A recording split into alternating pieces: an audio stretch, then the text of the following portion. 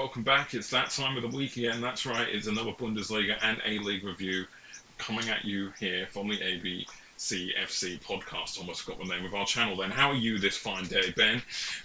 I'm great, Chester. Good to see you, mate. Yeah, really interesting weekend of results. Some more surprising than others, and certainly some that we almost sort of foretold a few weeks ago that may end up happening, especially around the Bundesliga relegation zone, and we'll get into that. And, Yeah. and some really surprising A-League results to me I will as I well. will put I the mean, caveat obviously out City there, getting the win, surprising, but but yeah, I don't know about you, but this was a dull week of football in the A-League overall again. I mean, yeah, with the exception of one game, which we'll get on today, where 4 goals were scored, the most that was scored in any of the other games was 3, and then that was only one game as well.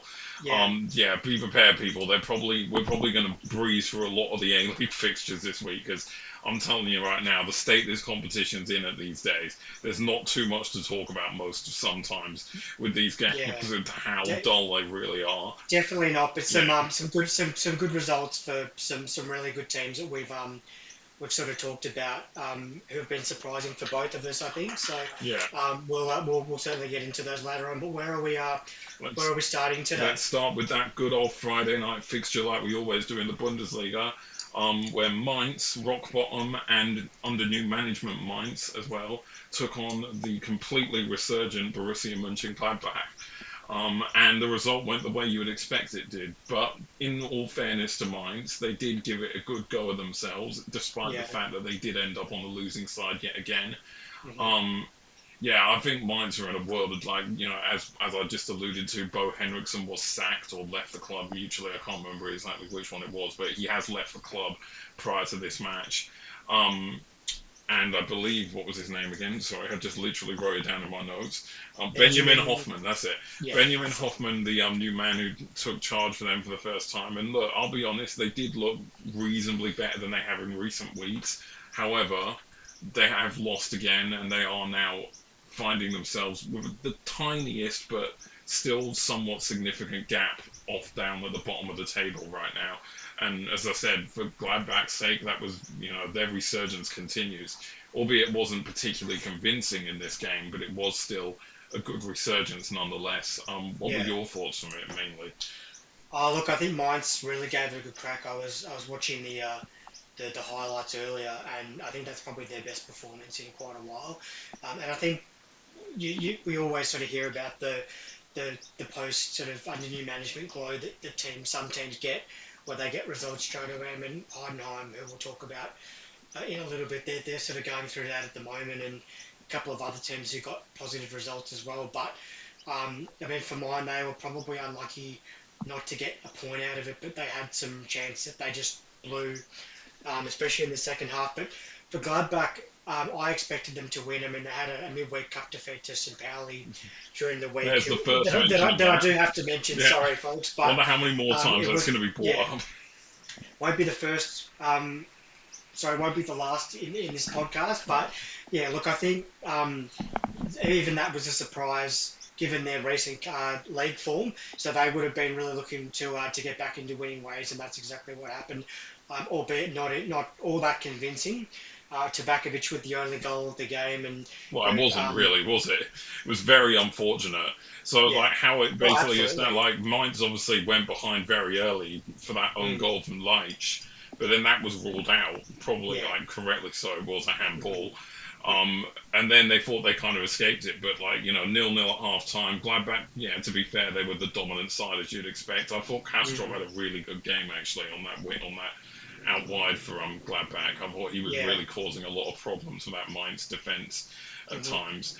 Shuto Machino, we've spoken about many a time, and you're still started, bitter about yeah. the fact that you didn't get him in the off Oh, season. we got bigger problems to worry about. But I was actually, I hadn't had a look at the lineups before I started watching. He actually got a start, which is good for him. So he'll be looking to carry that on into the second half of the season with the World Cup coming up next year. So it's good for him. But yeah, look, I think yeah, Kevin Dix is another guy that I've talked about. We've talked about in recent weeks with that resurgence of theirs, and he was in and Solid amongst at it the as well. back, yeah. Yeah. I also want to highlight another one of their midfielders we haven't really spoken about much. It's Luca Netz.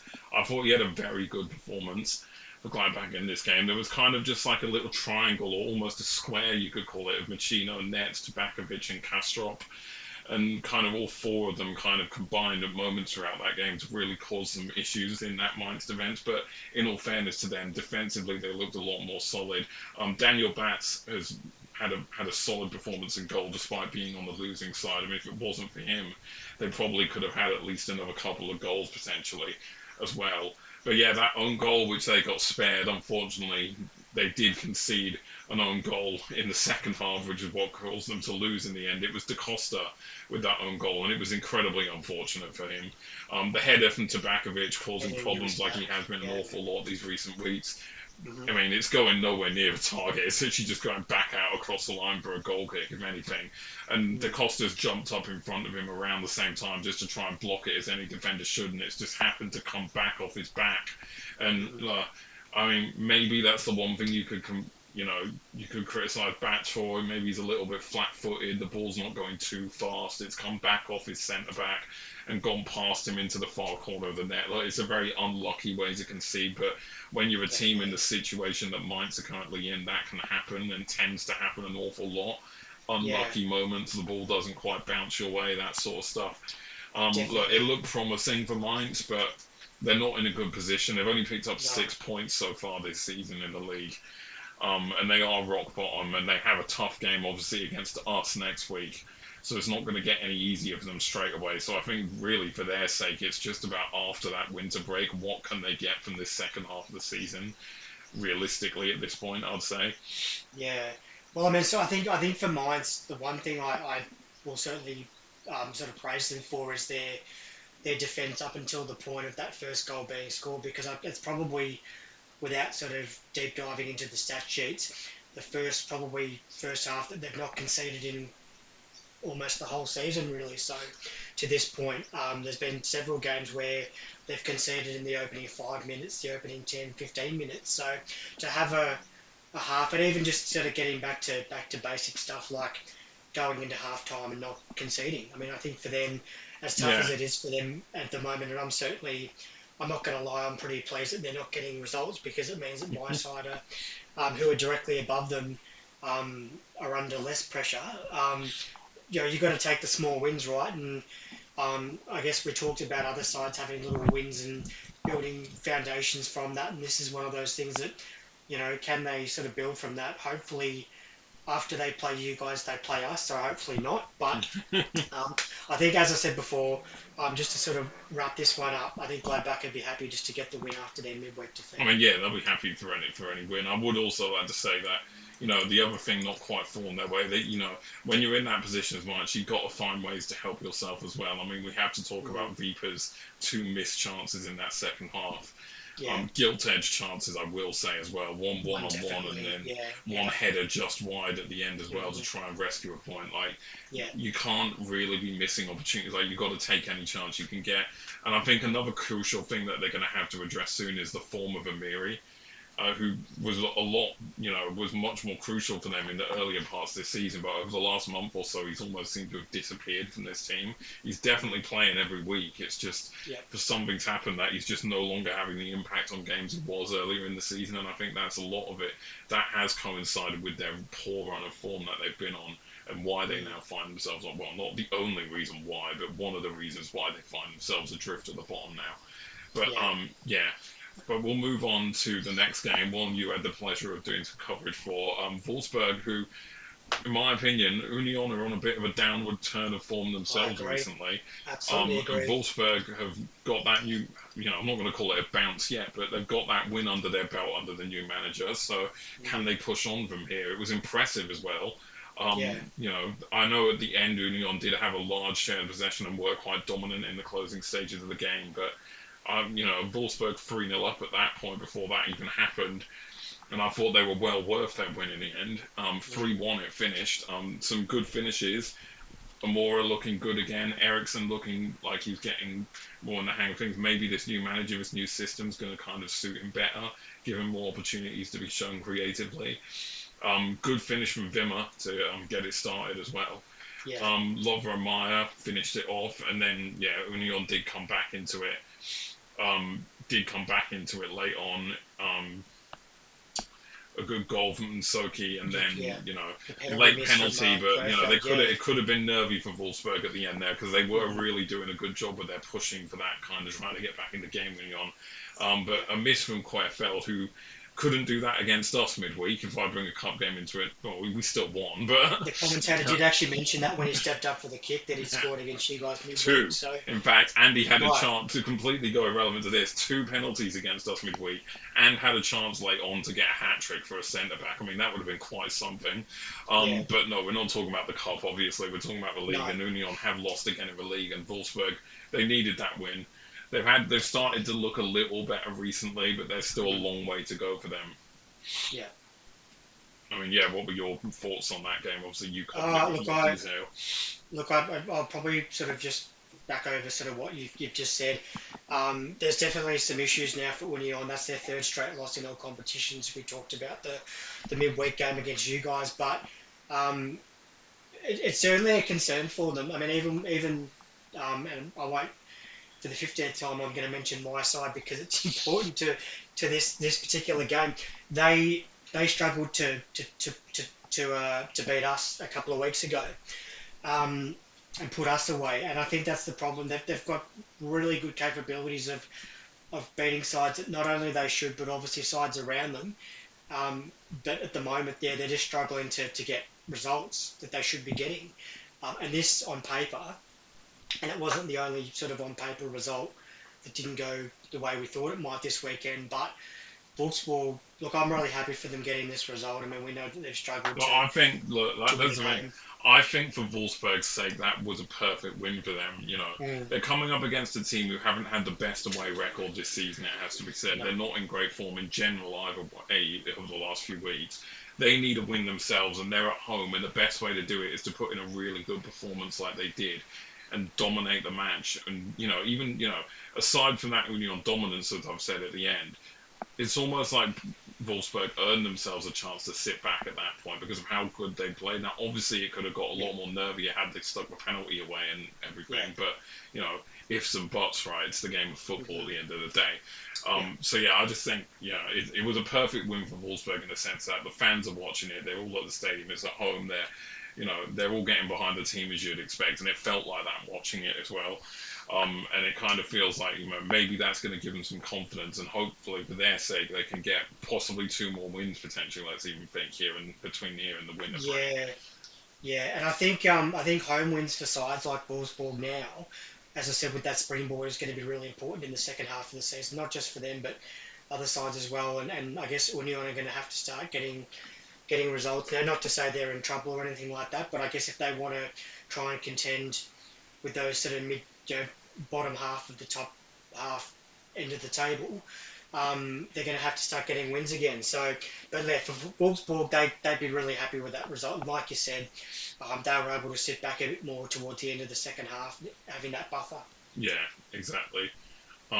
Now we mentioned before this there's a couple of shock results, and this was definitely one of them in my opinion. I mean, Mm, I don't know yeah, what happened here.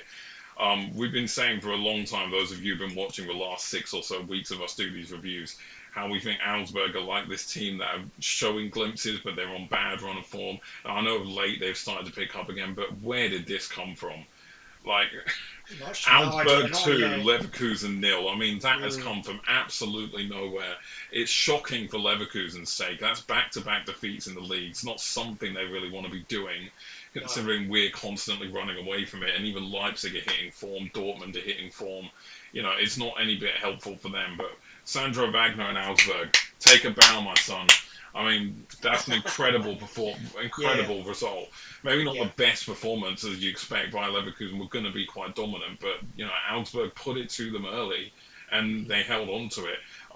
Ernest Poku turning up at the end of the pitch, you wouldn't normally expect him to um, yeah, yeah. turn up at, of Mm. course. Which surprised me. As I said, Yeah, I had a look at this one as well, and that was certainly surprising. But look, Leverkusen almost scored in the first couple of minutes, which we probably would have expected, given, like I said, on paper and on form, that was the result we thought was going to happen. yeah, Looking ahead to the game, but Augsburg scored within the first 6 minutes, and it was Demetrios Giannoulis. It was just his second goal of the season. but obviously trying to double that lead or even defend it was the aim from there. And they didn't have to wait too long. So before the half-hour mark, they were 2-0 up. So Anton Carter heading home, just his second goal of the season. Mark Flecken being beaten twice in half an hour wouldn't have happened too often this season either. Yeah, I mean they just did it perfectly. They got them on the break, went 1-0 up. Obviously the plan then was to sit back, being the lesser team in this scenario for this game. And they did it perfectly. They sat back, let Leverkusen come at them, and then the second one comes on the counter. Brilliant cross as well to pick out Cadet.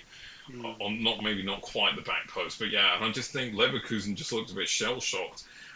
They've been on a very poor run of form since that fantastic win in the Champions League a few weeks ago against at City at the Etihad. They've lost back-to-back games in the Bundesliga. Obviously, they lost that game narrowly to Dortmund last week. I think this is a much more harrowing defeat for them. Though, of course, they did win in the cup midweek. Obviously, they got their revenge over Dortmund. And we mentioned that they played Dortmund twice in 3 days. But yeah, it's not going well for them in the league right now. And that kind of bounce that they had initially under Kasper Hjulmand is definitely starting to burn itself out as we approach the winter break Yeah, here, because yeah, they're not starting to look particularly great in these no, last few weeks, I have to say. yeah. Well, I mean, do you And think as I said, fair play to Augsburg. They had a game plan and they executed it mm, perfectly. they? What Yeah, more can the fans ask from the team other than that than to get a win against a big team? yeah, definitely, and it's gonna give them a boost. But I guess the question, Chester, I'll pose to you is, we've talked about sort of that European football hangover for other sides. I guess would you consider that to be the case for No, Leverkusen at the moment? because No. this isn't the first time they've played Champions League football in recent years. They are a team who's more than used to playing European football. I mean, they've basically been doing it almost every season for the last 10 plus years, I'm pretty sure, or Yeah. beyond. So it's not exactly something they're not used to. To be honest, that would be a poor excuse for fans or anyone to turn around and defend them by saying, look, they're only bad now because they're struggling with European football. I mean, they did win in the Cup in midweek, right? Like they literally won 3 days ago, but then they lost on the weekend last weekend. They've lost this weekend as well. So it's like, you know, I just put it down to the fact that maybe there just seems to be a bit of an imbalance in this team right now. I mean, Patrick Schick struggled for goals in the league this season. He had a close chance in this one, but hit the post, of course. They've been relying a lot on Poku, and he didn't have a great game today. Sorry, this weekend, I should say. Grimaldo went missing. Alex Garcia was all right, but not as good as he has been in recent weeks. There's a lot of kind of factors behind it. I just think kind of like they've hit a stage now where, they had that bounce under Hjulmand, and now it's starting to even itself out a bit possibly. They're probably going to go and win their last 2 games before the winter break, and we're going to be thinking they're back on track for the top 4 easily. But, I mean, they're still on track for the top 4, but yeah, I think it's just the last couple of weeks have kind of shown that why come the end of the season they're probably not going to be right up there at the top end of the top 4. They're probably going to end up being in that battle between 4th and 5th come the end of the season, I think. With another team who we'll get onto shortly. But yeah, as I said, for Augsburg and for Sandro Wagner, that was definitely their best win this season, and they're maybe not the best all-round performance because they didn't have a lot of the ball, but in terms of on the game plan and executing the game plan, has to be because they did it to perfection and they deserve the win 100% for that. Yeah, yeah, definitely. It's gonna hopefully it'll give them a boost. Because they are a side that's done well in recent seasons and wouldn't want to be sort of around that relegation zone. By the time things get really desperate. So March, sort of April. But Yeah. I had a look at So I had a look at the next game, and this is one that I was reasonably pleased with because Well, it we'll was just start by saying, yeah. Ben, congratulations. You did not lose. Your team did not lose. How Mm. long has that been? Have you waiting to just watch a game of your team in the Bundesliga and finally see them get something from the game? Are we talking about all competitions or No, just? just the this is a Bundesliga and A-League review podcast. Uh-huh. The Okay. DFB Pokal can be stopped mentioned now. We're about to get onto Okay. my team. I'm not about to talk us through our win against Union midweek. Well, you're welcome to because I had to. Anyway, so Köln, I'll get the pronunciation right by the end of the Yeah. season, folks. So they were at home to St Pauli. It was a 1-1 draw, which I sort of I think I talked to you last week about the fact that we need to start picking up points, and thankfully we did, although not really in conventional Yeah, I'd circumstances, say which we'll there's a get onto huge in a second. caveat Yeah, here for those who haven't massive watched the caveat. Yeah, game. Yes, yeah, they got the draw. Yes, they ended their defeat, their winless, their 9-match losing run. But Kölner unlucky. Let's just put it that way. mm, Vasil actually played like a goalkeeper for the first time probably this season. yep, He made a lot of crucial saves, I will yeah. say, and it was a late winner, sorry, equaliser from Ricky J. Jones, who I believe was making his first appearance for you this season, right? Yeah, he's played off the bench. A few Okay. last few games, but it was his first Bundesliga goal. So he actually got Very lucky as well, might I yeah add. he actually got yellow card for the celebration. So that's obviously how much it meant to him. But look, the guy that I want to talk about from a curling point of view, and we've mentioned his name on this podcast several times already, it's Syed Al-Mala. He actually in a game that it was pretty inspiring in the first half. Neither side really wanting to take too many risks to go ahead. But Syed Al-Mala got onto the end of it was actually a Pauli free kick that was counter-attacked up the field, and Al-Mala beat two defenders to get onto the end of it and scored. So that's just his quality this season, and we've talked about him getting some national team exposure, and I think if he continues to score, he'll get even more of that for Germany. No, So I will say, look, I mean, it was a great goal. I mean, the finish was absolutely mm, unbelievable. yeah, Like, it was. really good, like that finish. And to be fair, in the form that Vasil was in that game in particular, it needed to be that good to beat him. Yeah, But I mean, the free kick was shocking, yeah, wasn't it? Like, from your team to give away possession from that position in the pitch and concede in that manner, as good as the mm, goal was, it's yeah, just another indication of just something's not right with your team this season, yeah, and it needs to be addressed soon. Obviously, as I mm, said, the defeat, the run of defeats has come to an end, but it's not anything to turn around and say, "Oh, Blessing's fixed it," because there's no. still that lingering feeling you probably have that you could easily go and lose next week, and even more damningly, possibly lose the week after. Um, Well, I did. Funny you mentioned that. We did speak just before, and um, I said something along the lines: if we don't beat Mainz in 2 weeks' time, we deserve to go down. And unfortunately, I mean, I see as much as this was a good result because we actually took something out of it, although we probably didn't deserve to.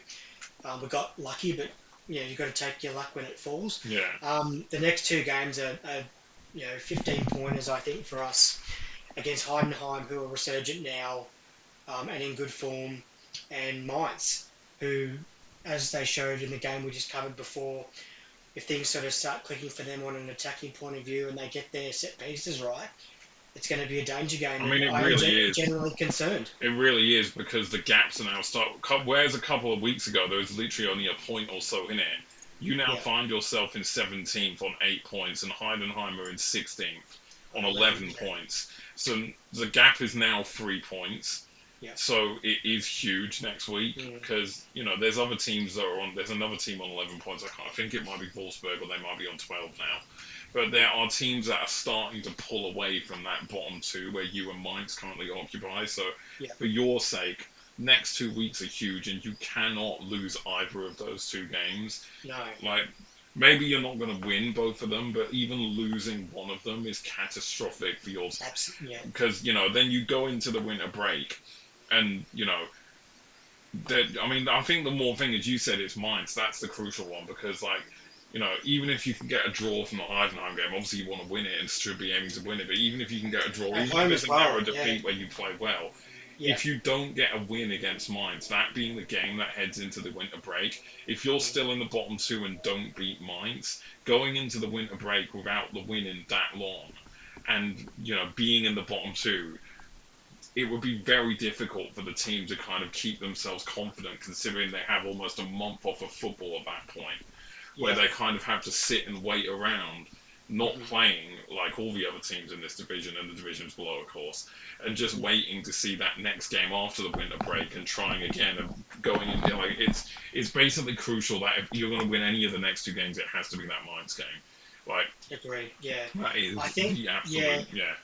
Well, I'm hoping with Heidenheim because it's our home game, and it's the Millen Tour is always packed, and The fans are sort of like that extra player on the pitch, and I think they need to be now. But like you said, it's there's Blessing's still got problems. It's just that result just sort of papered over the cracks a bit Yeah. to concede that goal in the way that they did and be so lax with a free kick opportunity turning into a goal at the other end. That's really I was really disappointed with that. Um, and I think attacking wise, we can score, and we can put This together is good why I'm just kind of opportunities. thinking. This is why, look, this is why, in my opinion, obviously from the point of view of a fan who has a team that's ruthless at the top of the table, but from my point of view, it's like I'm looking at, I'm right. You don't have the best players in the league. I'm not saying that. Obviously, No, your players lack the quality to be up at the top end of the table overall, but. I just think if you had a manager that had a little more nous in terms of how to like get your team to score goals, it might benefit you. yeah, Sacrifice like because there's no like last season you struggled to score goals as well, and it's happening again this season. And now yeah, that teams are starting to figure out how to play again. Like not only are teams starting to figure out how to break you down more, but it's almost like every you were really good defensively against us. You knew realistically as a fan there was a chance that you probably weren't going to be able to back up that performance the following mm, week, right? yeah, Because that's the idea of the player quality. When players yeah. aren't as good, they can't just consistently perform at that level. And when No, you have tactics set up to defend rather than attack first and foremost, as soon yeah, as you get figured out and the player quality isn't there, eventually the defense is going to creak. And if you mm, still can't score goals, I've said this many times before, yeah, that's where the issues come in. So that's why yeah, I'm thinking maybe the winter break is the right time to make a managerial change because yeah, if your board is serious about staying up. Now we could be wrong and you could stay up and have a better second half of the season under Blasim, but right now as things stand, if they're serious about staying up, maybe they should consider it. Because they should yeah. consider that teams around you have been doing the same, and it's Mhm. looking like it could work for them. And we'll know in a couple of weeks if it's worked for Mainz as well, right? Because right Mhm. now, obviously, we I was don't. just But thinking that, yeah, yeah. I think, and I sort of thought about this after the weekend, where if they are going to make that move, when's the right time? And I think you're right. Like losing either one of those games just especially can't the happen. Mainz one, that would be because going into the winter Yeah, break off the back of a mm, defeat and still in the bottom two, that would be like devastating for the confidence of your catastrophic. players. Yeah, definitely. And like and just I guess to put a pin in this one before we move on. Yeah, Like you said, other sides this weekend have got, and we'll cover some of the other ones soon, but they've gotten results that have caused issues for us now with that gap starting to open and you up. knew it was always going to happen. Yeah, of Eventually, it was going to course. happen. We talked about it weeks ago to say, it will eventually happen with some of their sides, and it has. So it's up to them now. Like I said, the next two games are massive. Yeah, exactly. And just a quick note on Kongs, we haven't really spoken about much. Look, I think, even though it was a disappointing way that they ended up conceding at the end and dropping points from a game that they probably should have won, it's still another fantastic performance overall from Köln. And I say this a lot of the time, and I stand by it. It's very obvious they're probably going to stay more than safe this season, Mm, because it's been a few times where maybe they haven't got the result they're after, but they've still put in a performance that kind of shows you they're there or thereabouts. But yeah, moving on to the next game, which was my team, and I have to say, it's going to sound weird this, but I actually was a bit surprised at this. Not the fact that, okay, I'm going to sound cocky here. Look, obviously being a Bayern fan, people, I'm not cocky if I'm saying I'm expecting us to win most of the games we play because if I was going into games against teams and I was like, oh, I don't know, we might be no. Like I've got to be realistic.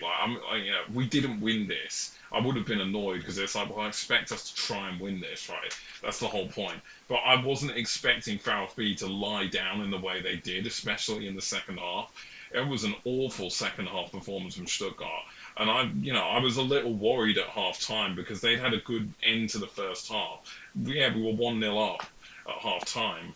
By the way, what a goal from Konrad Leimer, if you mm, haven't seen it. That was unbelievable, that goal.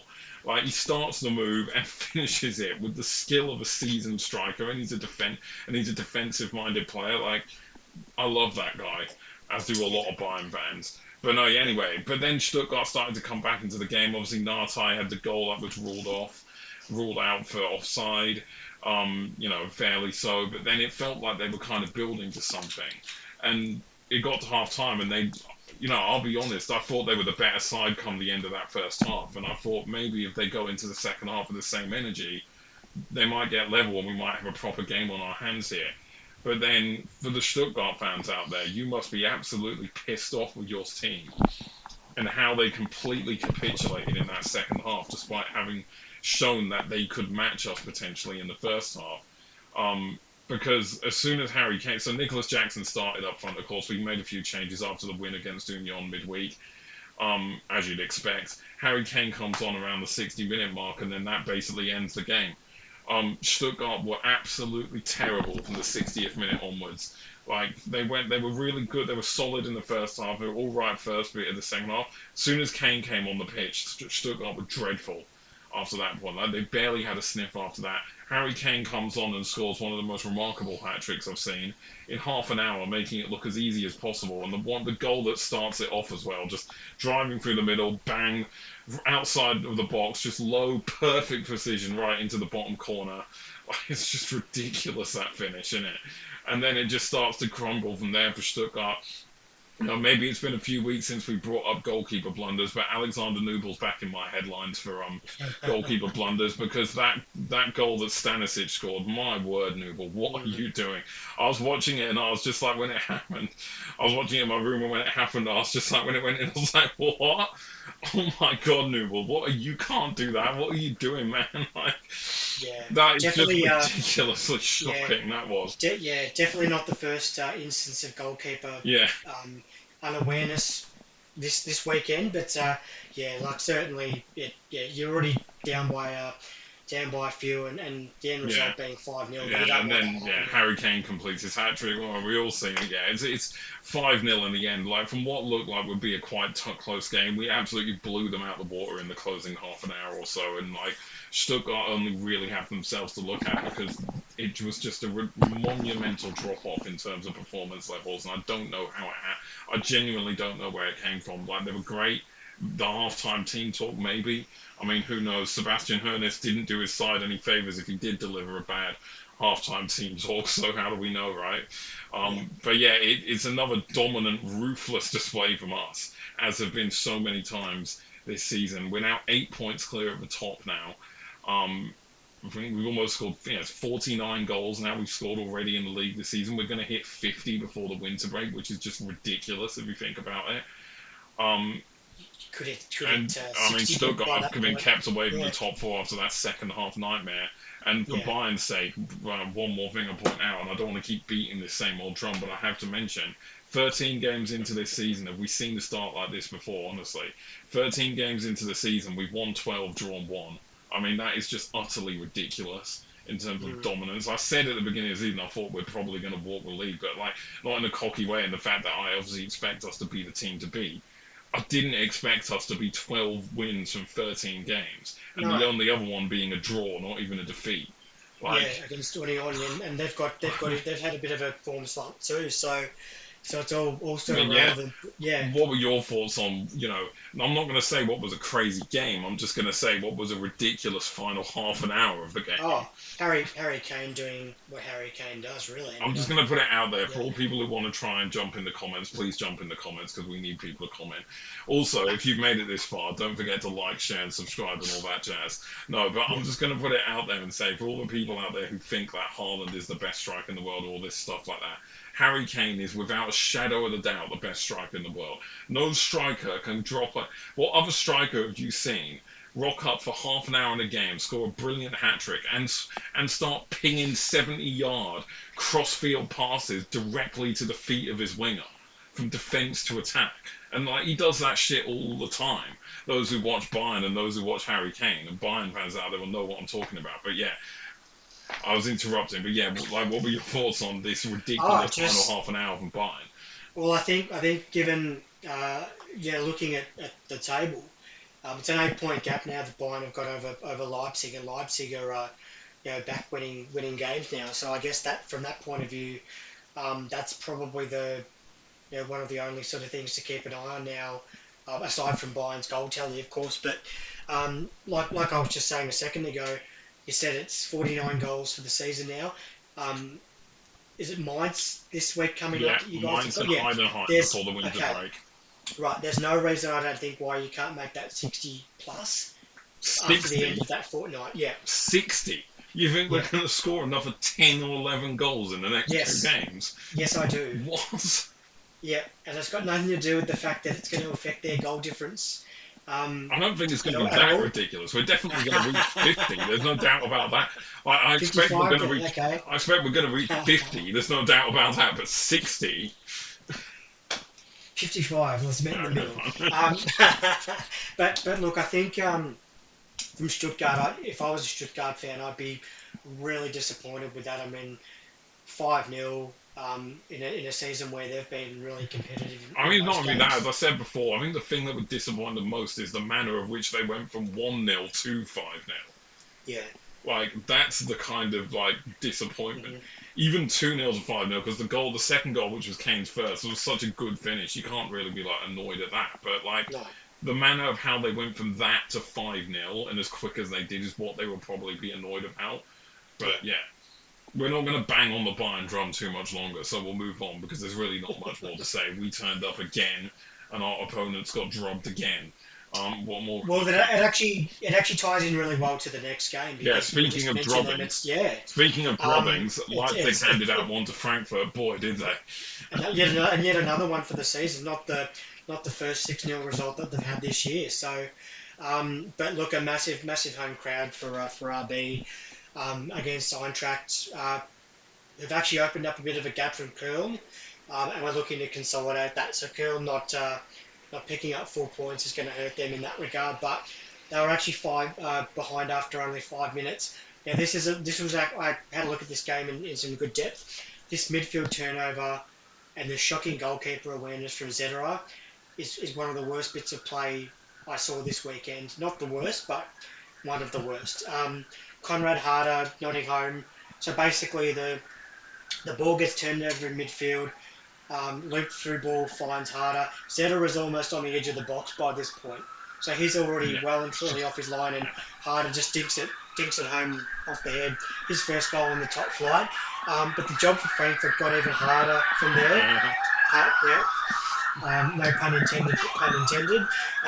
As he broke away and got on the end of a really good Noosa through ball on the right wing, he actually worked it inside, and Christoph Baumgartner tapped in to double the lead. And Eintracht already in disarray, but thankfully for them, only 2-0 down at the break. But the second half really told the story. So yeah, it just not went from even bad not to even two worse, didn't it? yeah not even 2 minutes after the restart, Jan Diamande, the first of his hat trick, made it 3-0 almost immediately after the break. 54 minutes gone and another goal. So he scored again, 4-0. The white flags are waving at this point from the visitors. David Raum had a penalty, and then Giamondi banked his hat trick. And it really, for me, summed up how ruthless RB have been in multiple dominant ways this year so far. You want to And know Eintracht have got a something? few questions, yeah. That's the third time this season they've been involved in a 6-0 scoreline in a game. Yeah, I feel it might Two have for been them, three, yeah. because they did one against Augsburg a few weeks Mm, back, remember? And then the first game of the season, we beat them 6-0. that's So, right. Yeah. like, the weird team that it is, I mean, yeah, like, it's just ridiculous. I mean, Mm, Frankfurt are ridiculous this season. They're still up among the European places, yet they ship goals for fun every week. mm, And this was another example of that. yep. Defensively awful again. Yeah. And I know the quality of the finishes were good, but the first goal kind of sums it up as what That was Frankfurt. shocking. If there's anything Yeah. Frankfurt need to address in the winter break, it's their defence. It is Mm, so open at yeah. times. It's I don't understand how they're where they are in the table, but they defend like they're at the foot of the table. It's utterly ridiculous. Yeah. Um, because this is not the first time they've just suspectedly defended situations and conceded tons of goals across games as a result. And yeah, like fantastic hat trick from Diamande, obviously someone you constantly talk up as this young player, and you've been really impressed with this season. I mean, yeah, No, it was a really he's a impressive hat gun. trick. Yeah. Yeah, It certainly was, but I mean, just to get back to that first goal, we've talked about goalkeeper errors in recent I weeks, mean, I and this wouldn't was call it another so one of much a them. goalkeeper error because No, but he's not been helped just out the by the defence. awareness. He's running No, out to try and close something down. To be fair to Harder, it's still incredibly brave and like a good little finish from him because it's not easy to run in and no. the keeper could clean you up and stuff like that. You still got to get to the ball first. Yeah, Um, so more of a breakdown from the defence, you think, based yeah, looking sort of just kind of typical of what they've been like this season and how easy yeah, they've been to get at times. But mm, yeah, for Leipzig's point of view, it's another performance and another win that kind of tells me if any team's going to finish second this season, my money's on Leipzig I think because I so. just don't. Dortmund. Do you really see it happening as much? Like No, they've been good. I mean, definitely not they're capable of Leverkusen. dropping points Like here and there. We've seen that I mean, already if for anything, it's going to be Dortmund. between Leipzig and Dortmund. Yeah, Realistically, for that second place, because yeah, yeah. we are 8 points clear of the top. I'm going to address the fact Look, that like yeah, they've been good Leipzig, but have they been good enough to be a title challenger? Because I don't really think I there's going to be a wouldn't have title thought so. race Yeah, as much as it normally is with the Bundesliga. Why a lot of people find it boring, but that's why we're trying to make people aware it's still a good league, apart from despite the fact that there's no title races most seasons. Um, Speaking of interesting, this is why it is because down at the bottom end of the table, Heidenheim did that good old late goal show resilience for the second week running. They beat Union, of course, with late goals last week, and they've just done it to Freiburg, who are in a really inconsistent run of form at the moment themselves. But yeah, Heidenheim, wow. Like, who saw yeah, this coming? Honestly, a couple of weeks oh, ago, we were saying, oh, they're gone, they're unbelievable. down, they're not. And then all of a sudden, they're on 11 points. We haven't even reached that winter break, and they're looking a lot more. The resilience is looking fantastic, and the striker Yeah, will look like the team's looking on it. Like, they started well. mm, Honsak really should have scored at least one of his two chances he had earlier in that first half. yeah, You think about it, and for Heidenheim's sake, they probably know oh, from now we're probably going to go and concede, which they did. Manzambi scored for the third week running. Great goal, by the mm, way. Edge of the box just pings it in. yeah, Just the way they have the lift on it when you see the angle behind the player, it just looks really good. But then they didn't kind of fade away as they probably no, might have earlier in the season. This kind of newfound Heidenheim resilience that's come through. The confidence of the way they won last week is probably what's helped here mm, because they kind of just kept their foot on the gas and they could have again leveled before the break but unfortunately didn't, but then you kind of always felt it was coming.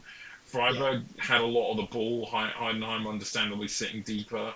Bester had a chance to get his first goal of the season, didn't quite fall for him, would have been something to score against his old club, of course. absolutely. And it was the captain, Patrick Meinke, who just popped up on the back post, good ball in. Um, and then you kind of just felt, are they actually going to do it again? And I thought they were initially, but then when Schimmer sent that header wide, I'm like, oh, maybe it's just not going to fall for them, but that's fine. They'll probably take a point. It's still a good, brave performance. But no, Mm, when luck's smiling on you in football, boy, is it smiling on you.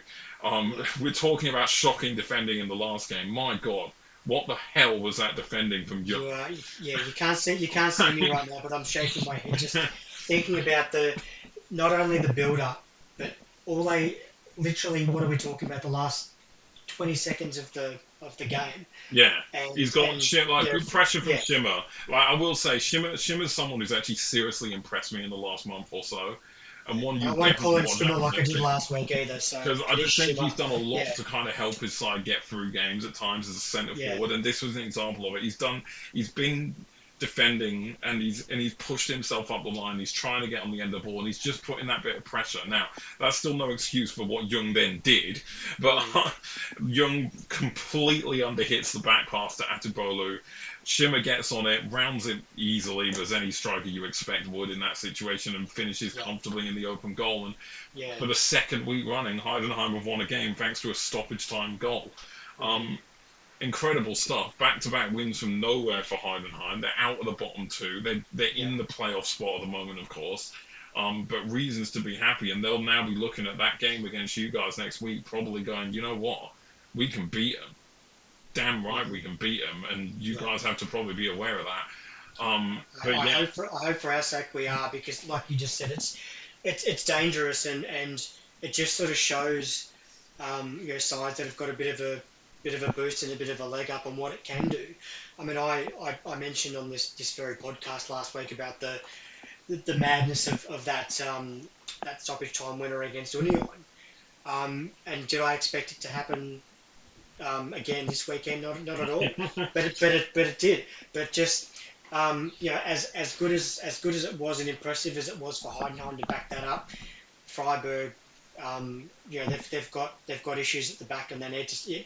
It's inexcusable for a team, sort of a mid-table side, to choke, and I will call it a choke I because just that's think exactly what it was. the thing To about do that. Freiburg is they are quite inconsistent at the moment. It's not like I see them lose this and think, oh, well, they're going to go lose next week because they blew Mainz out of the water. A really good performance last week. Fine, it's Mainz. No disrespect to them, but but like you get what I'm saying. And then they were 2-0 up against us. Yes, they went down 6-2, but they look promising. They beat you guys comfortably. Like you know, they're very kind of hot and cold at the moment, Freiburg, and I kind of wouldn't Yeah. be surprised if they just won the game next week, whoever they're playing again next week. So it's kind of like that for them. I don't think they're in any sort of inherent danger. I think No. this result is more about Heidenheim's potential Oh, definitely. resurgence, because I'm not going to Yeah. call it a complete resurgence because it's only 2 games. If you guys beat them, then they're kind of back at square one or square two at least, Yeah. Yeah. right? So it's not quite a resurgence yet, but yeah, No. it's definitely the focus on them for this game. Another fantastic win for them, result for them. Great to see the fact that they're a team who's down there who have found this resilience to just fight until the last whistle, and that could be so crucial in keeping them up again this season if Yeah. they're And able to keep this going throughout the rest of the season. and a home win as well. I mean, like I said before, you can't put a price on Yeah, what home wins mean in relegation scraps in any competition. So, I just think that they've still got some work to do. Like you said, it's not a full resurgence, but I mean, the weekend's fixture is going to really be telling.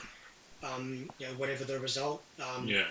But I mean, I thought that was a terrific performance for them. But the next game was Hamburg Oh, I against mean, I covered this one, and let me tell yeah. you, understandably, the game of the round. Mm, It'd been 8 years since these two had faced off in the good old classic Nord Derby, and boy, did it not live like boy did it not disappoint. What a game of football this was. I mean, in terms as far as derby matches go, this is what you want to see as a neutral for this sort of stuff. Obviously, you're less neutral because one of them, the winners, are a rival of yours, but a direct city rival of yours. But for my mhm. sake, a neutral perspective, I mean, it's just, there were flares, it was passionate, there was not so much, it wasn't like dirty, gritty, let's kick the shit out of each other passion. It was more, let's actually try and get on the ball and play football and make this a damn good game level of passion, and that's what you really want to see from this stuff. There was aggression, Yeah. but not careless, reckless aggression. Hmm. And Hamburg back-to-back wins after that brilliant win against Stuttgart last week. Um, and it was just brilliant. It's end to end. Like it was just they had the first chance. Philippe couldn't probably should have done a lot better with that header after a really good cross from Dompe. Him and Fabio Vieira are basically causing problems for that Bremen defence all throughout the match, and especially in the Yeah. first half. But then they were punished. We talk about playing out from the back and trying to know what you're doing, and it can invite pressure. Well, that's exactly how the opener came about. Hamburg trying to play out from the back right on half time or just before half time, and Jens Stay, Bremen's main man, right there, just great finish from outside the box. Knew he had to do it and just got it in there.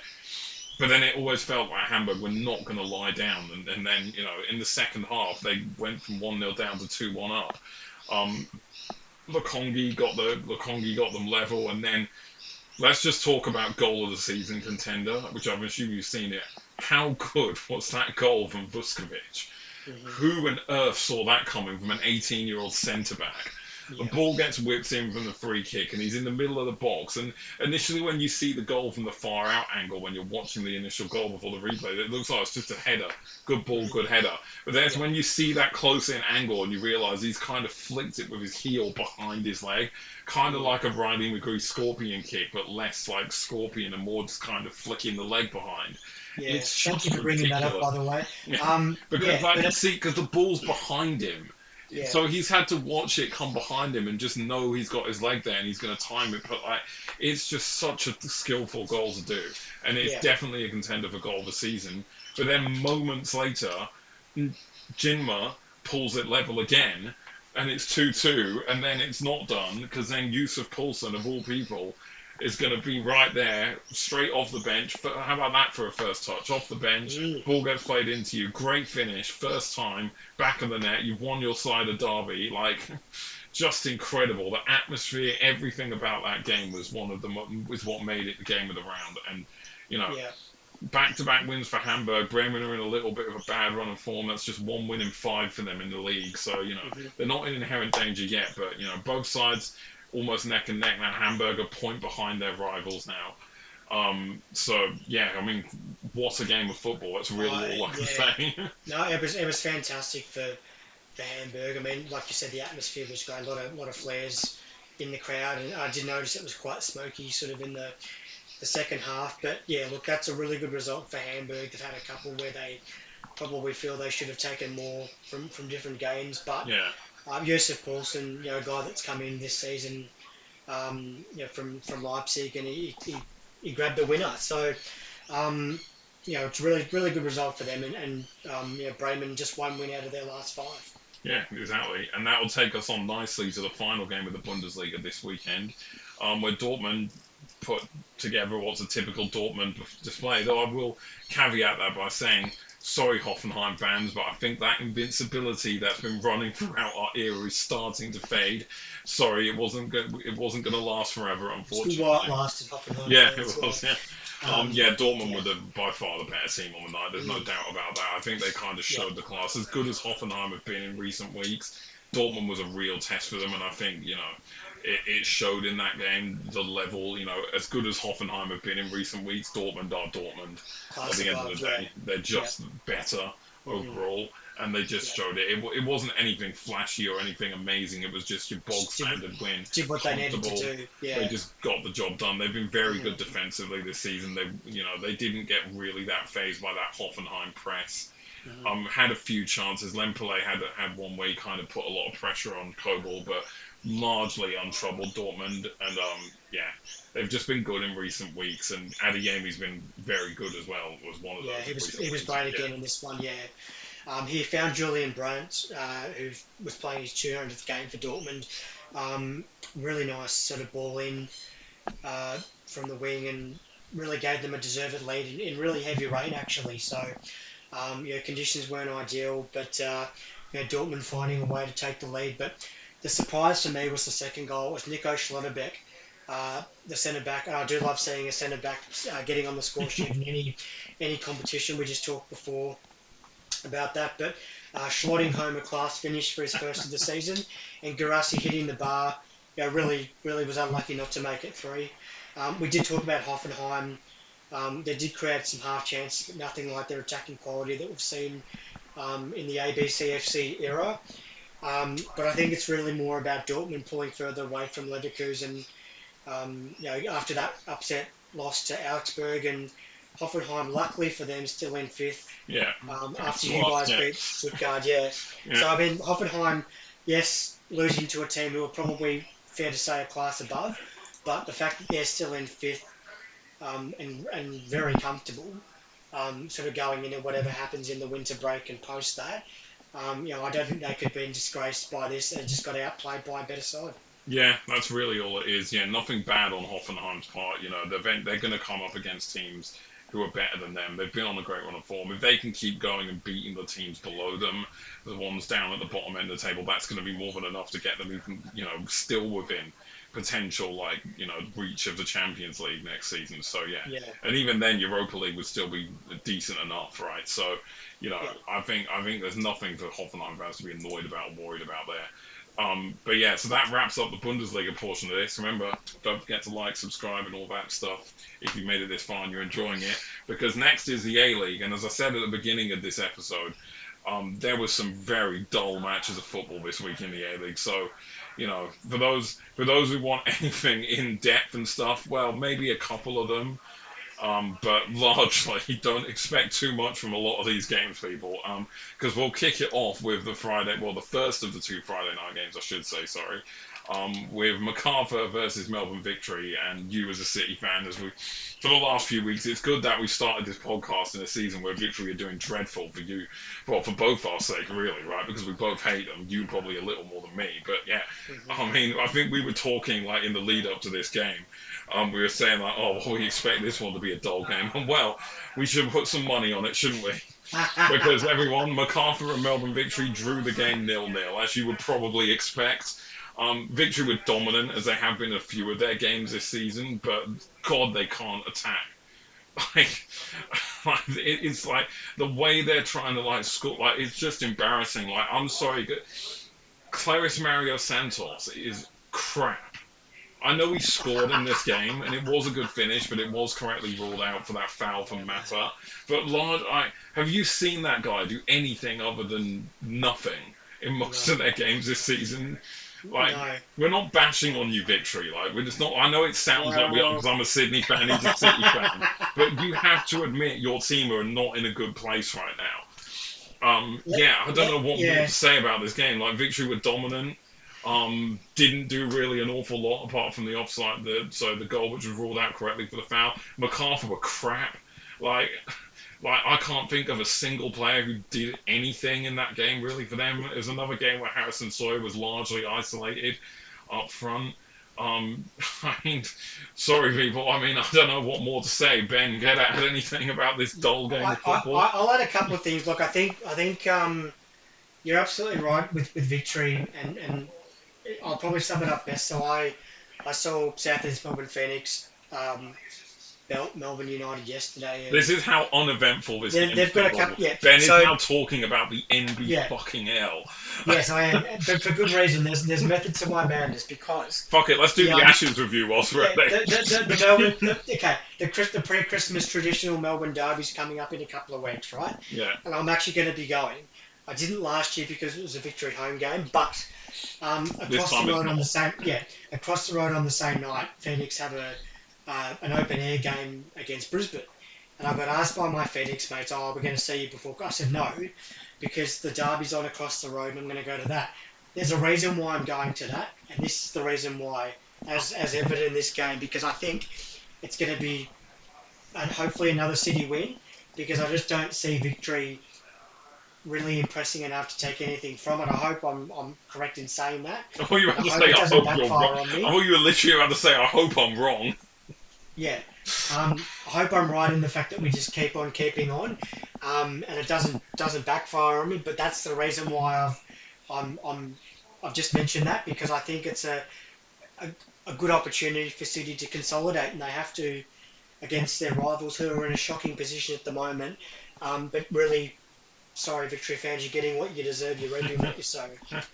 I will also Moving say, on. Valupa, for those who don't know, Valupa had a couple of chances in the night when Kurt, but I mean, what? Kurta barely had a save, a real quality save to make throughout the game, really, did he? Yeah. So yeah, I think to probably put a full stop on it, the next game was far more enjoyable for multiple yeah. reasons. I will say, like, both sides have struggled to form largely this season. I think MacArthur are really getting hung up on that whole, like, the Asian football they're having to deal with, and it's not helping them one bit. But neither side look right now like these two teams right now look like one of the two of the worst attacks in the league at times, along with another team who we're going to get onto in a bit. But yeah, I just not really much more I can say. We'll just move swiftly on to the later game on Friday, which is Perth beating Wanderers 1-0. I was telling my brother before this, I thought Perth were going to win. He was like, really, you think?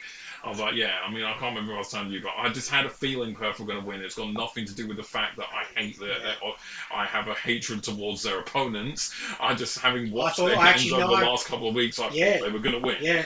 I thought they might have. I actually thought they might have too, and I think I mentioned that to you as well. So So they did get um, the job done, yeah. of course, thanks to well, a name that Perth fans will be all too familiar with.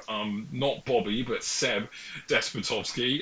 It's good for them to have a Despotovsky on the score sheet again. His first professional goal, kind of fortuitous, but still good little kind of redirect from Kaczarski's initial shot to like head it in the end. Wanderers, as I kind of expected, because they always lift against us, weren't particularly amazing, especially in the first half. But after the events that transpired at the back end of the first half, they did get into the game. It was a red card. Silly, really, for Trent Osler.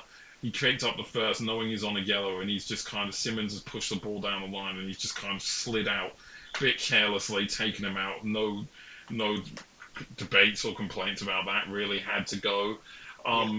And as you'd expect, down to 10 men, Wanderers were going to start to get into the game, though not before they almost went 2-0 up. Obviously, Taggart's goal was ruled out because the ball had gone out of play en route to him.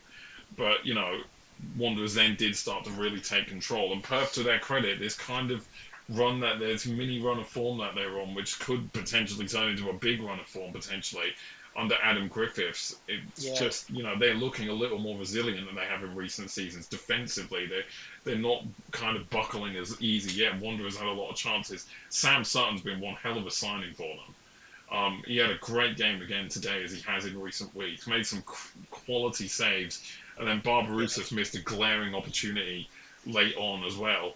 And Perth just held on for the win, despite being down to 10 men for 50 minutes or so. It's a really good win for Perth, and in perfect timing because they host us this coming weekend. So it's not going to be an easy game for us.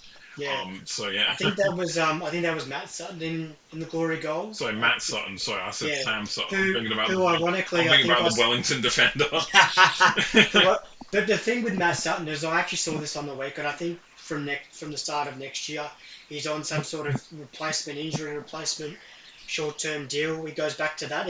But if he keeps picking up clean sheets for glory, that could change. He's been impressive this season. Yeah, I thought he was good for Western United last season as well. And I just think, he's been one of the better keepers in the league this season, I have to say. Yeah. I mean, a couple of things for me on this one. I mean, I didn't have a look at it as closely as you did, but Trent Osler, he's been talked about, really glowingly in recent weeks, and it was a shame for him to pick up that second yellow. I think in terms of in terms of Griffiths with the contract, he's the man, I think, and I say that because if you saw his post-match press conference, it's one of the great post-match presses I think I've ever seen. He talks about a sheer cliff face and a mountain goat and him being a lion. If you haven't seen it, folks, have a look. It's brilliant stuff. I was almost going to say, I want to see Ross Lyon in his press conferences next year for another club who I won't mention because it's must-watch viewing. But the third and final thing I'll mention on this game, and Chester, you and I have talked about this commentator. I think we talked about him last week. Oh yeah, I completely forgot about that. That's how forgetful Phil Moss, take a bow. A-League fans out there, honestly, please be honest with me. Phil Moss is the most uninspiring co-commentator this competition has ever had. How he keeps getting commentary gigs is beyond me. Like, I don't understand how he was such a good assistant coach to Arnie at Mariners back in the day. Because he sounds like he sounds so clueless about the sport he's meant to be a professional in. I mean, he played as well, supposedly. Yeah. I mean, you know more about it than me because I was back in the NSL days. But well, that's right. And on that point, a shout out to Thomas Lawrence as well. Wait, which one? The Wanderers goalkeeper or the Perth attacker? Well, both. Because sorry, Lawrence Thomas. Is that what you mean? Yeah. No. Because I think I saw he mentioned Lawrence Thomas as Thomas Lawrence, although Tom Lawrence does play for Perth, so... I was a little annoyed that Tom Lawrence didn't score, because it would have been great to see Tom Lawrence scoring against Lawrence Thomas. But, you can't have it all your way in football. But I will say, when you mentioned the Phil Moss, it did remind me before we move on. One of the reasons I wanted to bring him up was because the commentary, I mean, it was funny enough him calling the Wanderers goalkeeper Thomas Lawrence, or whether he was referring to him or the Perth attacker calling him Thomas Lawrence. Either way, it's silly. But no, the funnier thing he said was after Trent Osler got his second yellow card. I think I wrote it here, didn't I? I wrote it in our chat actually. So bear with me, people. I'm just gonna get it up because I literally wrote it word for word and I can't remember it. So just give me a sec whilst I find that message that I sent through the other day when I mentioned it to you. There was basically when Osler got sent off. Sorry, just give me a sec. Yeah, I mean, while you're just finding that, I mean, I think credit to Perth, and it's one of the few sides who's the last few weeks of form has actually been really Oh, sorry. not only surprising but Yeah. impressive. So yeah, you got it now. Yeah, I found it. Yeah. Hmm. So yeah, people, for those who didn't watch and just go back and watch this one, when Osler gets sent off and gets his second yellow card, this is so when we listen to football, I know football has a trope of not being the most analytical and whatnot, obviously, right? But there's analytical and then there's just downright bleeding obvious, right? Well, like, these commentators are meant to know a lot about the game and at least give us somewhat of an insight potentially. This is this co-commentator's commentary after this second yellow card. He's gone sliding in there and gets a yellow, which is his second yellow card, and that means he's been sent off. Can we just give a round of applause for that incredible bit of insight from Phil Moss right there, ladies and gentlemen? I mean, my God. Talk about obvious. No, Phil, I didn't know that was the rule. You're telling me he's actually got to go because he got a second yellow in the same game? What? This is new to me. Anyway, we're wasting too much time on this. Let's just move on to the second New Zealand derby of the season. Don't worry, I'm not going to rant about the crap fixturing in this league again. But yes, we are in week 7 and we've had 2 New Zealand derbies. Whatever, people. Write to the APL and complain. Because we all want that changed. But yeah, you watch this game obviously in its entirety. It was quite Auckland have won 5 in a row now when it comes to the New Zealand derby. Yeah. And unlike the previous one where they had a sending off but still held on for the win, Wellington were the team who did it this time and they could not win the game from a position of 10 men. Yeah. But yeah, you watched it more in its entirety. What was your take of it? Look, I think I just really, from a fixturing point of view, I actually, as you would have seen, labelled this one the "Didn't we play you? Just play you the other week" derby, because literally, I think I said this to you over the weekend. They played each other 4 or 5 weeks ago, and Something like that, yeah. Auckland won. But look, it's really Fortress Mount Smart again, and it's something I've Well, mentioned with the already this exception season of last week. well, except for that Newcastle shock defeat, which surprised both of us. It was a better game from Phoenix, but Logan Rogerson was back in midfield for Auckland, just in behind Sam Cosgrove, who did have some really good chances. But the guy that I want to talk about was Josh Olowiemi. Look, he basically almost won not won the game. He prevented Wellington from losing by a lot more. He made some quality saves and a penalty save and almost a second penalty save in the second half. But in terms of from an Auckland point of view, aside from Alex Rufer scoring his second in as many weeks, Mandraker James was shown a straight red for Phoenix as well, not long after the restart. So it was going to be difficult for them. I've got a funny thing about him, like his name, because I don't think I mentioned it before in this podcast. I heard this on commentary in one of their games earlier in the season. I think it was their first game against Perth in the distance derby. I'm not going to call it that. That sounds stupid. In their game against Perth. But do you want to know why he's called Mandraker James? Like why his name is Mandraker? I would have to guess something around Sanjay Mandraker. You are spot on. His parents were big cricketer. fans of the former former Indian professional cricketer Sanjay Mandraker. There you go. And as such, named their son after him. Like, these are the nuggets, right? Yeah, these are the little nuggets, folks, that you've got to tune in for between the two of us. There's little tidbits of facts that you never would have thought. You're not going to get this on your mainstream podcast. These are the little independent sort of. Don't thank me. Thank the commentator in that Wellington game. I can't remember who it was. But yeah, can't remember who it was. Oh no, Teo Palazzari, yeah. I think it was. Yeah. Thank Teo Palazzari, and if you're watching this, Teo Palazzari, don't forget to like and subscribe.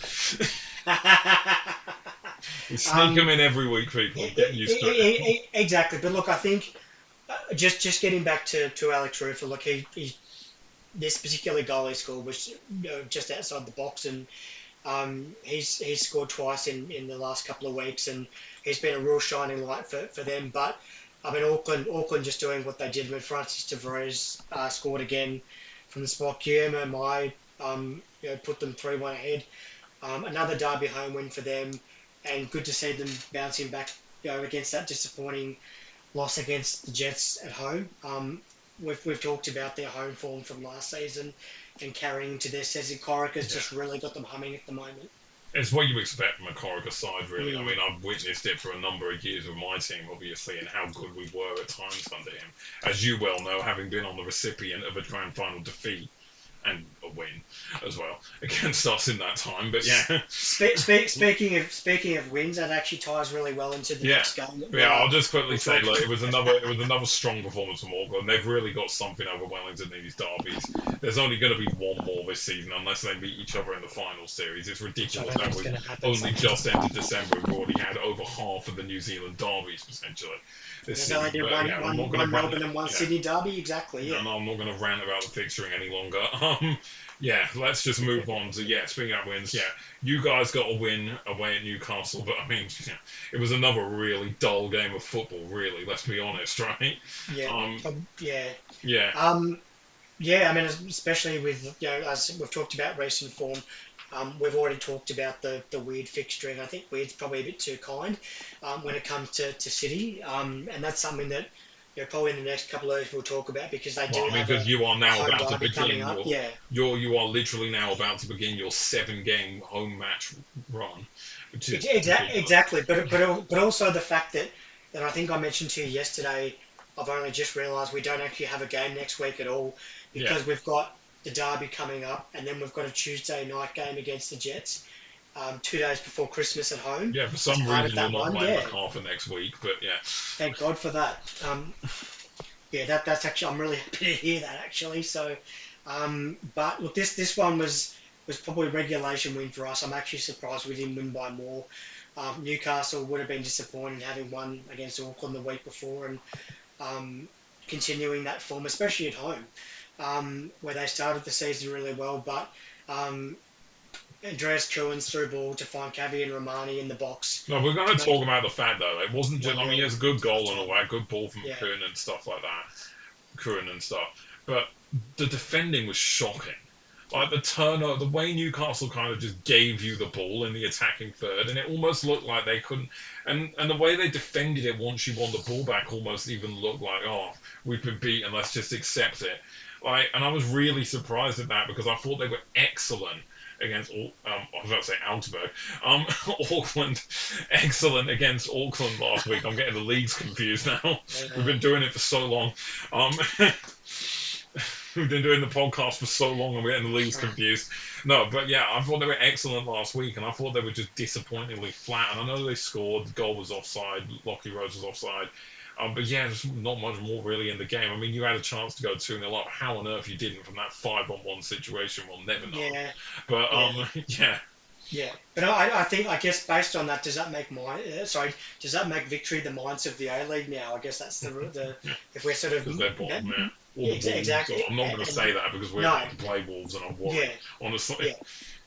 yeah, exactly. But look, a really important win for City to keep them in touch with the top four. I think I mentioned to you, and maybe even Max a couple of weeks ago, I was really concerned about our form, given the fact that we are champions and we want to try and defend that title, and it might have been looking for a little while there that it might not. I mean, yes, it's early doors still, but the winning form, especially with you guys being in really good form and some other teams as well, and now you've got sides like Perth and Brisbane that are starting to pick up points. The way I'd Um, sum it up is yeah, kind of like last season, though. You got slightly less quality because you got very young players in your across your squad now. yeah, Is you guys have always been defensively solid over the last year or so. Like Vidmar's definitely got you with that. Like Patrick Beach has been making saves galore this season. Made a whole load more in this game as well. But you don't tend to score an awful lot, really, do no, you? no, With the exception of that 5-1 against us at the back end of last season. But like, yeah. it was enough. And Perth a few You're weeks ago. a very solid team, but like a Brisbane who we'll get onto soon, you don't tend to score a lot of goals. But yeah, I mean it's not necessarily a bad thing if you're keeping clean sheets a lot like you guys are. Yeah. So yeah, Yeah, and I actually, speaking of clean sheets, I did I did hear a stat during the game. I think it was Patrick Beach's.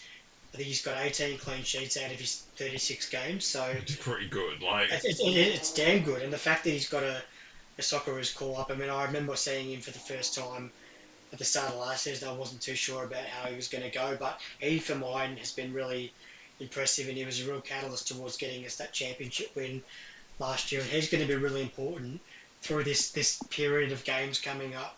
Um, pre and post Christmas and New Year. So, Yeah. but aside from that, I'm not going to sort of mention this game too much because it wasn't all that exciting. Winning form is good form. It was I only think, slightly yeah, better than your game against the Mariners last week because you scored a goal.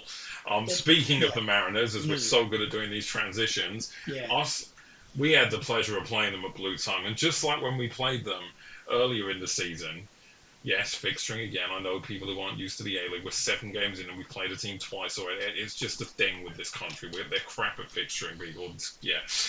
But yeah, just like when we played them earlier this season on Leichhardt, they were shocking against us again. Like, I don't know how much of this game you saw, if you watched the highlights or watched any bits of the game or anything like that, but my word, like, Mariners are crap against us. They haven't looked as bad against other teams, but for some reason against us, they were awful. Like, mm, I mean, we won in the end 2-1, and I was a little worried when they went in front early on, but then as soon as we started to get hold of the control of the ball, first A-League goal for Brad Tapp, by the way, it's a good finish from him. We probably should have still yeah. done better on the corner, getting it Was clipped it and a? getting it from him, though. I have to ask you, was it a tap in? No, it wasn't. It wasn't. I couldn't resist. Continue. No. Anyway, yeah, but that start from the Mariners faded very quickly though, because after about 15, 20 minutes or so, we took complete control of the game. Yeah, Talley changed the formation. Ocon Exler was out, so he kind of moved the midfield around a bit. He played Reece Uli as the kind of sole number 6, and had Quintal come in for his first start, for the club in front of him, and just kind of went kind of like a midfield 3, and then had like Lolly, Toure and Campazano in front of them, and Kispe and like, but basically it worked, is what I'm saying. Like Kispe was excellent, Quintal was excellent, Reece Uli, who I've been increasingly impressed with week on week, really looking like a solid midfielder for us this season, and he looks really good when he's in alongside Elcon Engslo, obviously wasn't in this game, but yeah, the formation was spot on tactically from Talley. Mariners were shocking. Like after, as I said, like after they went in front and we got control of the ball, like before, like it was 1-1 at half time. Alhassan Torres scored a really good goal, good finish. But the nature of the game was Mariners were turning the ball over endlessly. The mm, amount of times we had chances, even in the first half, because they were playing the ball out, and we did our typical good kind of aggressive press, won the yeah, ball back, turned over, and then just we should have had 3 or 4 goals by half time, 6 or 7 by full time, just yeah, from situations where they were just constantly giving us the ball in good yeah, positions of the pitch, and it was a bit frustrating us yeah, wasting them. yeah. That Sorry, you being could. said, Yeah, I that was being just gonna say. oh So I was just gonna say you can probably hear me laughing in the background. I've just noticed your very last note on this game, and that's why I'm oh laughing yeah, no, I'll get to hysterically that. Yeah, because we're gonna get to that, but yeah, I'll get to that. it's But quite yeah, amusing. Yeah, I just yeah, the amount of chances they're giving us due that mid to high press that we usually do so well. Campazano had a much more promising performance. He seems he can only score against the Mariners right now. Um, but yeah, Kispe, Campazano, Quintal, like all of them were solid. Lolly doing Joe Lolly stuff. He wasn't amazing in this game, but he was still there or thereabouts. Toure was really good in the first half, but as most of the time he kind of faded into the second half when Wallity came on for him. But yeah, I just thought like we should have won that game far more convincingly than we ended up doing because the performance from Mariners was truly awful. They started to have a few better chances at the back end of the game, mainly on the counter attack, but and they hit the bar. There was a sequence where DiPizio hit the bar just outside the 6-yard box. It came back out to Theoharis, who then hit the bar again. So we did have a few lucky moments, but yeah, we should have won that game far more convincingly. That being said, mm, we're back on top with 15 points from our first 7 games. Did not really expect that coming into the season, but of course I'll take it because it's good to see us back in a position where we've been top now at the end of 3 consecutive weeks. So yeah, although it's going to be a very difficult game in Perth for us this week. I'll make no mistake about that. And I will get on to the last note I've left here before you can say your thing about this game. I do want to highlight one person from the Mariners. Ryan Edmondson genuinely might be the worst striker I've seen in the A-League since I began watching the league back in 2008-9 when it what was even like, worse than Michael Mifsud? yeah. Like I've seen Ryan Edmondson play so many games for the Mariners. I don't think I've seen him do barely like Like he hasn't. This isn't his first season. I think this is his third season with the club or something now, or two and a half. Because I think he came through halfway through his season 2 seasons ago, possibly. Let me know in the comments, man, as fan, because obviously I don't know entirely. But all I know for a fact is he is shite. Like he is so bad. He's just kind of whenever he's playing. Like you watched your team play against him last week. Do you remember him on the pitch? I bet you he started like he did against us. Like We did. We couldn't break them down though. So yeah, but I mean, like as a striker, he's just so non-existent. Like I barely see him get on the ball. Chances never, if ever, fall to him. His positioning is shocking. Like I can't even comment on his finishing because I genuinely haven't seen him kick a ball. That's how bad I think he is. Like I've seen him get. He had a header against us from just looping, and actually really well saved from definition means. But apart from that, I mean, yeah, just awful. But yeah, what were your thoughts on this game? well, aside, I mean, obviously with that, I'll be keen to see how he goes in coming weeks after that lambasting there. But look, in terms of, as you mentioned, I mean, you guys have been top for the last 3 weeks, and I guess it's gonna. I think that Perth game, yes, it will be tough, but good sides in the position that you guys now find yourselves, they find a way to win those games. And I think if you guys want to be considered a contender for at least the Premier's plate this season, even at this stage of where things are at, you find a way to win that game. And I think for the Mariners, look, as I said just before, we couldn't break them down last week. So, yes, they took an early lead, but I think you guys were in total control from that point on. Yeah, That's exactly. basically it. Yeah, Ocon is basically still in good form, and Campazano and the Lolly and the usual suspects, Quintal, yeah. just doing what you need to do to get the job done. Speaking of a side who are in good form, Brisbane. I mean, again, it wasn't a very eventful game, apart from the very Not end of for, it. yeah, Apart from the very end exactly. of it. Yeah. But yeah, Brisbane have been ridiculous form. They're back up to second again after another win. Like they're not scoring many goals, but they're barely conceding. They're Like, scrapping. They really are, and it's a credit to Valkanis and his staff, who I'm going to mention in just a second as to the ending to this game. It was pretty wild, but the drama actually started in literally, I guess, what you'd probably call the formation lap. So the players were sort of lining up to get into their formation, and Milorad Stajic actually did a hamstring and was off before the first whistle had even blown. So they were in a bit of a spot there. But look, it was really a first half. I watched this game in full. It was probably one of the rare ones over the weekend. I got to see the whole thing, and it wasn't really much to get excited about for the first half. Brisbane did well to repel Adelaide, who have actually been in not a great run of form. I mean, I they've mean, been good. I mean, I know they lost they at smacked us a home, few but weeks ago, but other largely than they've that, been yeah, good at home this season, but not particularly amazing on yeah, the road, with the exception of this game because they no, lost at home. But yeah, no. But I was just going to say, look, they belted us a few weeks ago at home, and I would have thought that they'd probably do the job at home again. But Smith's made a really good save with the legs to deny Brisbane the opener. The second half did sort of open up more towards the final 20, but the drama came probably with around 10 to play. So we've talked about VAR on this podcast in recent weeks. I'm going to talk about it again. I'm not sure if you saw this particular incident, but Valkanis and his staff blew up because they thought there was a penalty awarded late. There looked to be some contact in the box. The referee didn't even consult VAR, of and it course, probably would have been worth a look. of course. And by We this haven't point, seen. That's not the first yeah, time we've seen that nonsense this no, and it season. won't be the last if that's any indication, because it should have been looked at. But by this point, the Brisbane staff were carrying on on the sideline, and 3 of them got yellow cards for dissent. And I thought at this point, okay, they've got reason to be angry. Is it going to cost them?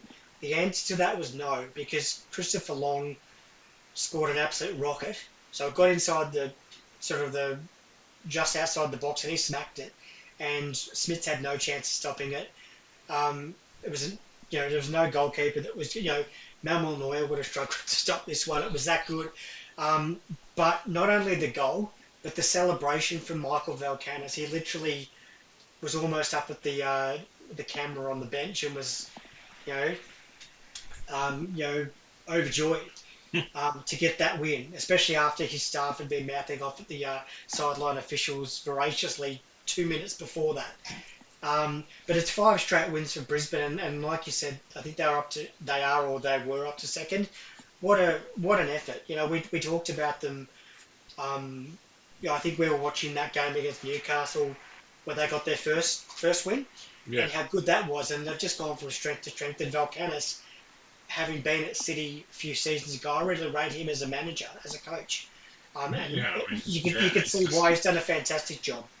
those pre-season predictions really now when we're saying Brisbane and Perth will be 12th and 11th. Don't we Like, look foolish? Yeah. Brisbane are second, Perth are in the top six. Mm, We're looking so foolish right now, aren't we? yeah, absolutely. But yeah, I mean, it's just another performance. I can't believe Brisbane keep doing this. Just 1-0 wins, just like managing to keep getting them. And I mean, maybe eventually it's going to finally crack because surely you can't just go and win constantly 1-1 nil. I mean, No, they put three past Jets, obviously, but yeah. apart from that, like most of them have been these kind of 1-0 wins. It's happened a lot from them this season. It's all it takes, Um, though, right? So if yeah. there's any other goalkeeper who's been slightly better than Beach this season, it's probably been Dean Buzanis. Um, I was going to say he made some good saves as well, and I think and I've talked about him before, being that older statesman, that giving that experience to some of these guys who are young. They do have some younger players in that side, and I think for him being in the A-League and then going over to England and then coming back and having that experience that he can impart on some of those younger guys. So yeah, yeah. credit to him as well.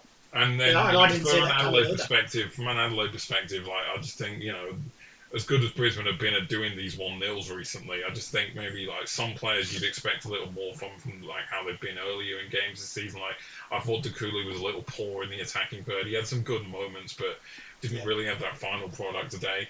They couldn't really get Goodwin in the game at all, really. Or When Jovanovic for that matter, yeah. Ivanovic, yeah, like it wasn't particularly a great performance from Adelaide. And Brisbane, late on just managed to get the job done. When it's going well for you, it's going to go well for you in football. It's a great goal and a great win for Brisbane, who stay second.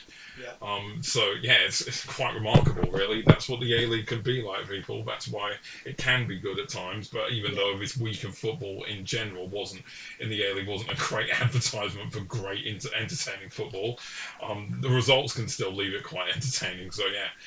But yeah, that will just about wrap up yet another episode of the Bundesliga and A-League review. We hope you guys have enjoyed this one. We're going to have one more to put out, which will come next Monday, of course, before we do that break for winter. Obviously, we mentioned before because my partner and I are most likely going up to Queensland over the break. Most likely going up to Queensland over the break. Then we're gonna basically, not be able to do any sort of like Bundesliga A-League recordings, but we're still gonna have stuff pre-recorded that we're gonna get done later this week that we will be able to upload in and around the Christmas, so you guys don't have to worry about that.